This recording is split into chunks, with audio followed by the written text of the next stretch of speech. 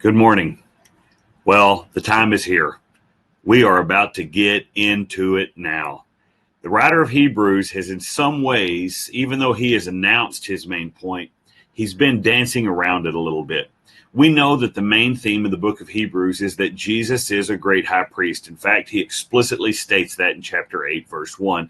This is the point of what has been said. We have such a high priest. That's the point. In fact, that's the whole driving reality to all this, to these Jews. You can't leave Christ. He's your priest.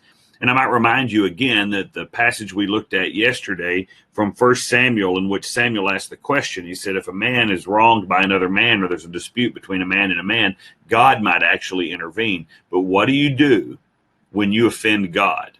Who intervenes for you there? And the answer, of course, is a priest. A priest is necessary. You have to have one. And what the writer of Hebrews is pointing out is that in Christ we have a great one. That's what he told us up in chapter 4, verse 14.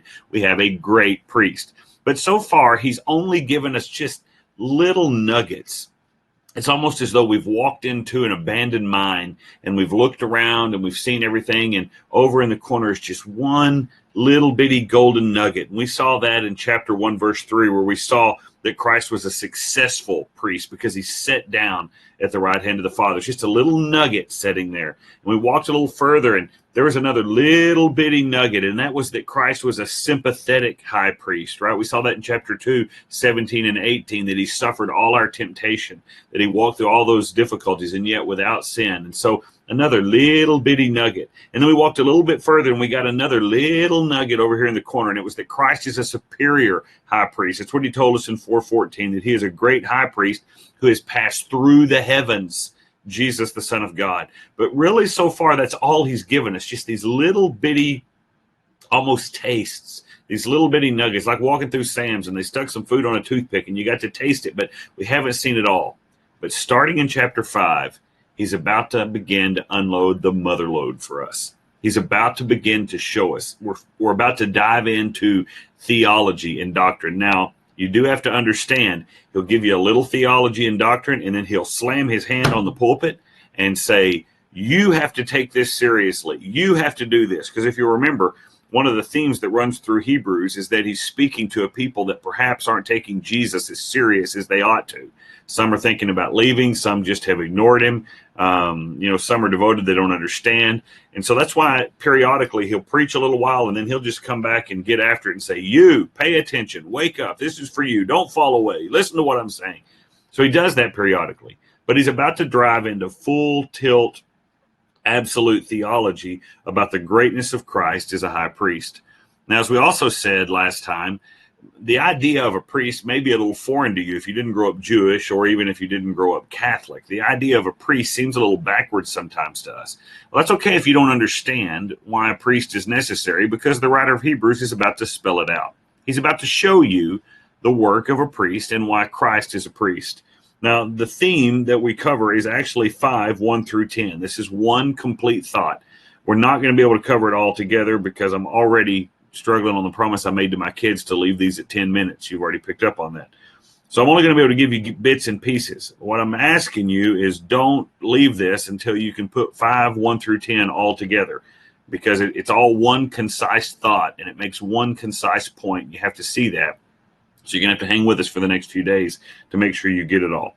But let's begin in chapter 5, and let's just talk about this. The first 4 verses, he's making a point. It's a simple one, and that is the facts about a high priest. This isn't necessarily Jesus yet in verses 1 through 4, although he'll be included there, but it's basically any and every priest. This would just be the simple job description of a high priest. If you came in and said, why do I need a priest? What's the purpose of a priest? What does a priest do? Hebrews 5, 1 through 4 explains it. This is what a priest is, and this is what a priest does. So we're talking about the facts of a high priest. Let's talk about his occupation. Let's talk about his job. Verse 1. For every high priest taken from among men is appointed on behalf of men in things pertaining to God, in order to offer both gifts and sacrifices for sins. Now, there's a mouthful here about his job. You could break it down quite further. Every high priest is this. If you don't fit these qualifications, then you're not a priest and you're not doing the work of a priest. Every high priest, first of all, is taken from among men. right? That's where he comes from. Priests aren't angels. Priests are men. These are men who are going to advocate on behalf of men. There's a sympathy idea here, and you're going to see him come back to that again in a minute, but we've already referenced it in regard to Christ. There has to be sort of a sympathetic mentality. You don't want someone to represent you who doesn't know you, or to represent you who doesn't care about you, or represent you who doesn't understand you. So let's picture it like this, and this will help. Let's say we have two mountain peaks, and on one mountain peak we have man, just a host of humanity, all humans. And on the other mountain peak, we have God. There's a valley in between. But you have this understanding of this group of men who realize we have angered God. We have offended God. God's judgment rests upon us. God will punish us temporarily here now, and God will punish us eternally for our sin. We have defied his commands. We have defiled ourselves, transgressed his law, broken the covenant. We are in danger before God. And the war is coming. Okay, so you got two armies ready to go. Now, humanity is smart enough to realize we won't win this fight. If we get, not all humans today, but these are smart enough to realize if we go to war with God, we're going to lose. We're going to be judged, and we're going to be judged forever, right? They know this. So what's the plan? If you're an army and you're facing another army and you know you're going to lose if you go to war, what do? You seek terms of peace, right? Okay, what do you want? And so the kings, quote, ride out onto the battlefield, or the delegates ride out onto the battlefield in the middle of the valley, and they meet one another, and they begin to discuss terms of peace. Okay, here's where your priest comes in. He's the delegate. He's the one that you send on behalf of all humanity to approach God and to deliver terms of peace, to figure out, what did we do that offended you? How angry are you about it?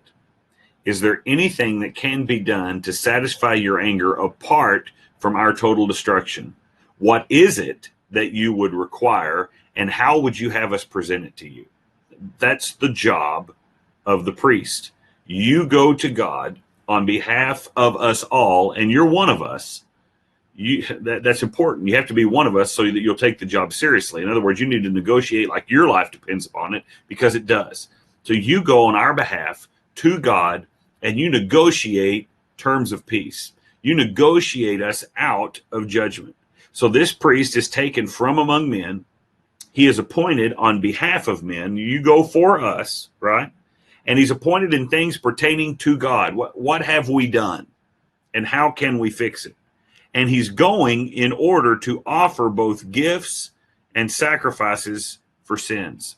I'm going to take a gift. I'm going to take an offering. What do you want? Here's this, here's this, here's this. It may be a pledge of surrender. It may be a pledge of a gift. It may be a payment. What is it? What do you want, God? I'm coming on behalf of all humanity, of whom I am one. And so my fate is very much in the balance here as well.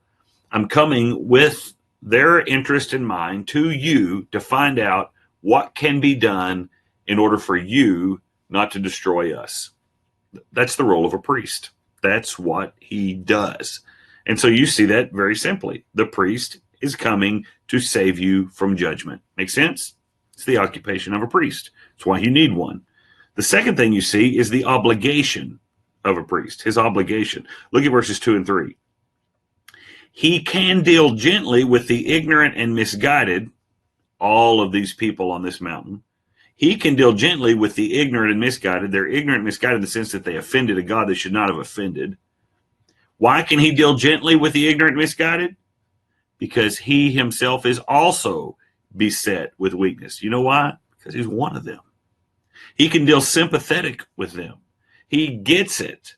I blew it too. I was one of them. I was in the midst of the plight. I was in the midst of the hardship. And so he is sympathetic to them, right? That's why you picked him.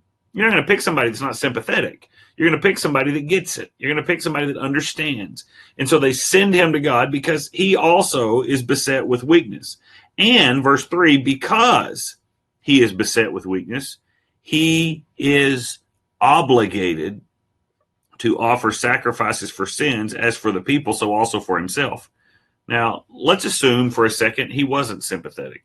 Let's assume for a second he wasn't one of us, and he doesn't understand. how hard life has been, and he doesn't understand the gravity of our failure, and he doesn't understand the hugeness of our fear, and he doesn't understand how real and relevant our judgment is. But we just pick some guy who doesn't get it at all, and we send him to God, and he goes to God on behalf of us, and he doesn't even know us or care about us. What sort of deal do you think he's going to negotiate? Not a great one, right? Because he's not sympathetic. But if he's sympathetic to our plight, and he is in our danger with us, how do you think he's going to negotiate? Literally, like his life depends upon it, right? I mean, he's going to negotiate for you, because in negotiating for you, he's also negotiating for himself. And that's what we find out here about this priest. He's obligated. I mean, he has to do that. He has to succeed. Failure is not an option. Remember that. We're not going to get to it today, but tomorrow, the day after that. Remember this. Failure is not an option with him, okay? That's a good priest. He's going on your behalf to God to negotiate a ceasefire, to negotiate salvation from judgment. And failure for him is not an option, because he sympathizes with you and he's under obligation even for himself to make atonement. That's just a priest. Okay. Now let's look at his ordination. Another very important point. Verse 4, his ordination. And no one takes the honor to himself, but receives it when he is called by God, even as Aaron was. Now we find out one final twist in the whole process. This priest that's going to be sent, you want a sympathetic one? You want one that will negotiate like his life depends upon it. But guess what? He doesn't get to volunteer, and you don't get to pick him. Who does? God.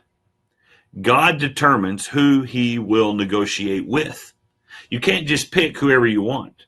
God says, I want that guy. That guy can come and negotiate on your behalf. I will talk to him, or I will talk to no one. I will negotiate with him, or I will negotiate with no one. Now, that puts you in a little bit of a dilemma, but it also becomes a no-brainer, right? You're not going to send someone that God won't deal with. You're not going to send someone that God won't negotiate with. It has to be someone that God has pre-approved. Now, in the Old Testament, we have one of those men. Who is it? Aaron. God selected and approved Aaron. Look back at Numbers chapter 3, verse 10. Numbers 3:10. This is just one of the places. So you shall appoint Aaron and his sons, that they may keep their priesthood, but the layman who comes near shall be put to death.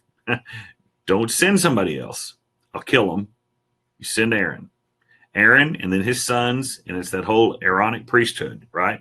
That's who gets to come and no one else. Now think about it. This is true throughout the Bible. We don't have to look these all up, but I can give you the references.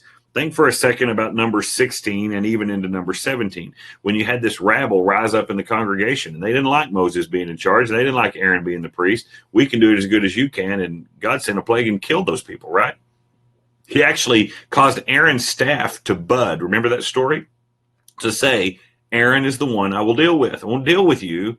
And I'll show that by causing Aaron's staff to bud. Remember that. You can read this in number 16 and 17. Go a little further into Israel's history and remember the folly of Saul in 1 Samuel 13. Remember, Saul was waiting on Samuel to show up. He wanted to make a sacrifice. Samuel was late. And so Saul said, here, I'll do it. I'll make the sacrifice. God was so angry with Saul at making that sacrifice, at trying to approach God as a priest, that God cut off Saul forever, his kingly line, right? And handed it to David. No, you don't get to come. You see it again in 2 Chronicles 26, verse 16. This is Uzziah. When Uzziah goes in to make a sacrifice, he's going to work as a priest, and God causes him to be a leper. The point was, you had to be approved by God.